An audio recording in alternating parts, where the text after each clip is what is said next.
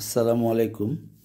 এখন যে অপারেশনটি করছি এটা গোপালগঞ্জ শেখ ফজিলাতুন্নেসা মুজিব চক্ষু হাসপাতাল ও প্রশিক্ষণ প্রতিষ্ঠানে করছি। এখানে মাইক্রোস্কোপের সাথে ক্যামেরা না থাকাতে, রেকর্ডিং ক্যামেরা না থাকাতে এই ভিডিওটা আমি মোবাইলে করতে চেষ্টা করেছি এবং মোবাইলে করার কারণে মোবাইলের ফোকাস মাঝে মধ্যে ছেড়ে দেয়, এই জন্য মাঝে মধ্যে ঘোলা দেখা যায়, মাঝে মধ্যে পরিষ্কার দেখা যায়। এইভাবে করেই আমি ভিডিওটা করার চেষ্টা করেছি। এখানে এই লোকের পিউপিল কিছুতেই বড় হচ্ছিল না, খুব ছোট পিউপিল নিয়ে কাজ করতে খুব কঠিন। দেখা যাচ্ছে যে এটা একটা গ্রেড 4 লেভেলের ক্যাটারেক্ট। কাজে আমি এটাকে একটা আইরিস হুক দিয়ে পিউপিলটাকে এক্সপান্ড করে তারপরে অপারেশন করার চেষ্টা করছি। সুন্দরভাবে ক্যাপসুলোরেক্সিস হয়েছে।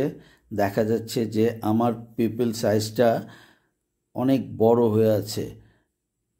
ইদানিং বিভিন্ন রকম পিউপিল এক্সপান্ডার বেরিয়েছে, তার মধ্যে বিহেক্স একটা নতুন যন্ত্র, যেটা আমার কাছে অ্যাভেলেবল না থাকাতে আমি সেই পুরনো পদ্ধতির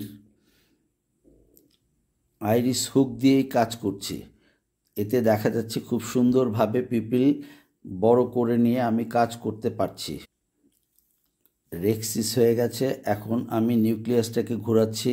নিউক্লিয়াস লেন্সটা যত সুন্দরভাবে ঘুরবে অপারেশন করা তত সুন্দর হবে, তত ইজি হবে। এখানে দেখা গেল লেন্সটা খুব সুন্দরভাবে ঘুরেছে, কাজেই আশা করা যায় অপারেশনটা খুব সুন্দর হবে। এখন ফ্যাকো শুরু করছি।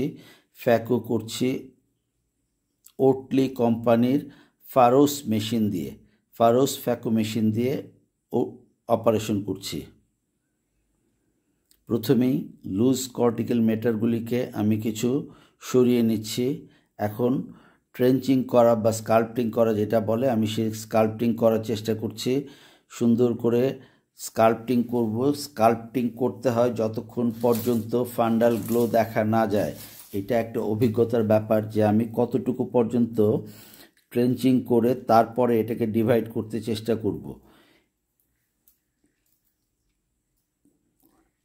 দেখা গেল যে আমি কিছুটা স্কাল্পটিং করে 180 ডিগ্রি রোটেট করে আবার এই সাইড দিয়ে করছি, কারণ এক সাইড দিয়ে করতে গেলে লেন্সের মধ্যে চাপ পড়ে যায়, অঘটন ঘটার সম্ভাবনা থাকে। কাজেই ঘুরিয়ে নিয়ে করলে লেন্সে চাপ কম পড়বে, সুন্দরভাবে স্কাল্পটিং হয়ে যাবে আশা করা যায়। স্কাল্পটিং শেষে আমি এখন লেন্সটাকে 2 ভাগ করার চেষ্টা করছি। একটা ফ্যাকো অপারেশনে যদি দেখা যায় যে খুব সুন্দরভাবে ক্যাপসুলোরেক্সিস করা গেছে এবং খুব সুন্দরভাবে 2 ভাগে বিভক্ত করা গেছে, তাহলে মনে করা যায় যে অপারেশনের বড় একটা কাজ হয়ে গেছে। তারপরে কোয়াড্রেন্ট করা, অর্থাৎ 4 ভাগের 1 ভাগ করা এবং 4 ভাগের 1 ভাগ করে এটাকে বের করে নিয়ে আসার চেষ্টা করা। অপারেশনে সব সময় যে গ্রামার ফলো হবে তা বলা যায় না, অনেক সময় গ্রামারের বাইরেও কাজ করতে হয়। যেমন এইখানে আমি সুন্দর 4 ভাগ করার চেষ্টা করেছি, কিন্তু 4 ভাগ করার চেয়ে হেমিনিউক্লিয়াসটা উঠে এসে কাজে সহায়তা করছে, যার জন্য আমি পুরো হেমিনিউক্লিয়াসটাকেই তুলে এনে কাজ করছি, কোনো সমস্যা হচ্ছে না।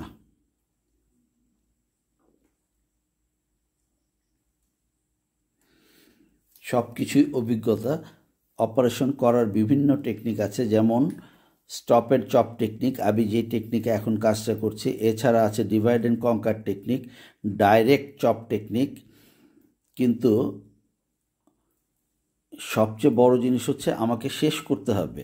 কাজে শেষ করার জন্য যেই টেকনিক দরকার সেই টেকনিকটা অবলম্বন করতে হবে।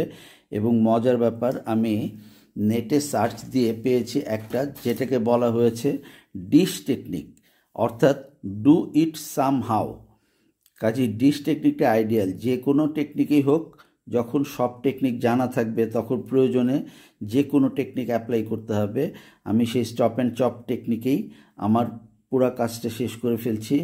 এখন লাস্ট পিসটা আছে, সেই লাস্ট পিসটা ইমালসিফাই করার জন্য চেষ্টা করছি। লাস্ট পিসে সবসময়ই বলেছি যে বেশি সতর্কতা অবলম্বন করতে হয়, এবং এটা এমন লেভেলেরই একটা গ্রেড 4 ক্যাটারেক্ট যে দেখা যাচ্ছে যে এখানে কোনো কর্টিক্যাল ম্যাটার তেমন নাই, পুরা প্রায় পরিষ্কার হয়ে গেছে। সামান্য একটু জেল দিয়ে ইনফ্লেট করে নিয়ে যেটুকু কর্টিক্যাল ম্যাটার আছে সেটা বের করে নেওয়ার চেষ্টা করছি, তবে খুব বেশি কর্টিক্যাল ম্যাটার এখানে নাই। IA এর মাধ্যমে কর্টিক্যাল ম্যাটার বের করে নেওয়ার চেষ্টা করছি।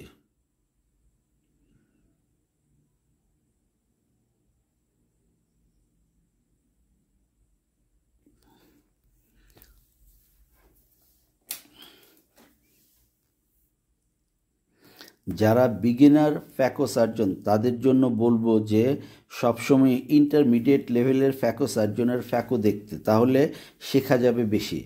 যারা খুব বেশি এক্সপার্ট তাদের ফ্যাকো যদি বিগিনাররা দেখতে যায় তাহলে যেটা হবে যে কোথায় কমপ্লিকেশন হচ্ছে, কোথায় কি ম্যানেজ হচ্ছে এটা তারা বুঝতে পারবে না। যাই হোক, ইন্টারমিডিয়েট লেভেলের ফ্যাকো সার্জনের ফ্যাকো বেশি বেশি দেখা উচিত। এখন আমি লেন্সটা রেডি করছি। এটা হচ্ছে হয়া কোম্পানির ভিভিনেক্স লেন্স, খুবই সুন্দর একটা লেন্স, খুব সফট একটা লেন্স। ছোট্ট একটা ফোঁটা দিয়েই এই লেন্সটা ঢুকিয়ে দেওয়া যায়। দেখা যাচ্ছে লেন্সটা ঢুকিয়ে দিচ্ছি সুন্দরভাবে, ব্যাগের মধ্যে লেন্সটা ঢুকে গেল। এখন শুধু জেল দিয়ে হালকাভাবে পজিশনিং করে পুরা লেন্সটাকে ব্যাগের মধ্যে ঢুকিয়ে দিচ্ছি। ইন্ট্রা ক্যাপসুলার রাখাটার চেষ্টা করতে হবে, ইন দ্য ব্যাগ রাখার চেষ্টা করতে হবে আমাদের লেন্সটা, তাই ব্যাগের মধ্যেই আমি লেন্সটাকে বসিয়ে দিয়েছি। এখন IA এর মাধ্যমে বাড়তি জেলটুকু বের করে নিচ্ছি। যেহেতু এখানে আইরিস হুক লাগানো আছে, কাজে আইরিস হুক খোলার পরে বোঝা যাবে যে এটা কতটুকু ছিল। শুরুতে আমি যখন আইরিস হুক লাগিয়েছি তখনও ক্যামেরা রেডি হয়নি, যার জন্য আইরিস হুক লাগানোটা আমি দেখাতে পারিনি, কিন্তু আইরিস হুক খোলাটা আশা করি দেখাতে পারবো। সুন্দরভাবে জেলগুলো সব ওয়াশ করে নিয়েছি। এখন কাজ হবে আইরিস হুকগুলিকে খুলে নেওয়া।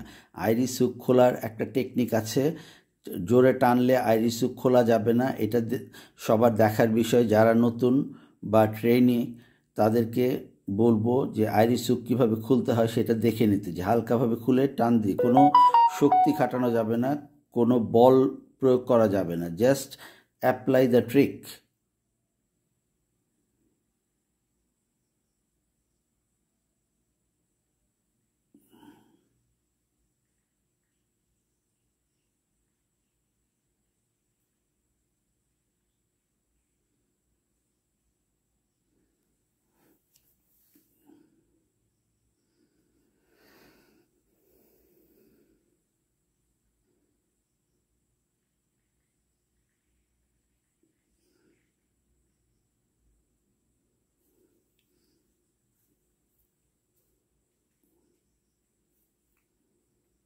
সুন্দরভাবে আইরিস হুকগুলি খুলে ফেলা হলো। এখন এসি সিল করার পালা, কারণ অনেকগুলি ফোঁটা আছে, যার জন্য এসি সিল না করলে এসি কলাপস হয়ে যাবে। এসি সিল করব। দেখা যাচ্ছে এই রোগীর একেতে পিউপিল ছোট ছিল, তার উপরে ফ্লপি আইরিস, শুধু আইরিস বেরিয়ে আসতে চায়। এই আইরিস বেরিয়ে আসতে চাওয়ার জন্য আমাকে কিছুক্ষণ পর পর চাপ দিয়ে দিয়ে আইরিসটাকে ভিতরে ঢুকিয়ে দিতে হয়েছে।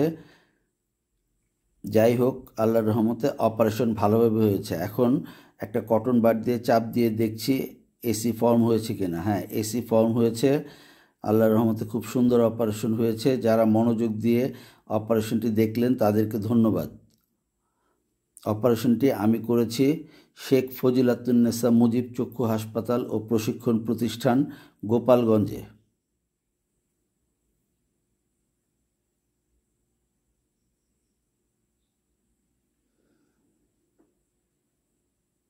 দেখা যাচ্ছে মোটামুটি রাউন্ড পিপল এবং সুন্দরভাবে এসি ফর্ম হয়েছে। অপারেশন শেষ। ধন্যবাদ।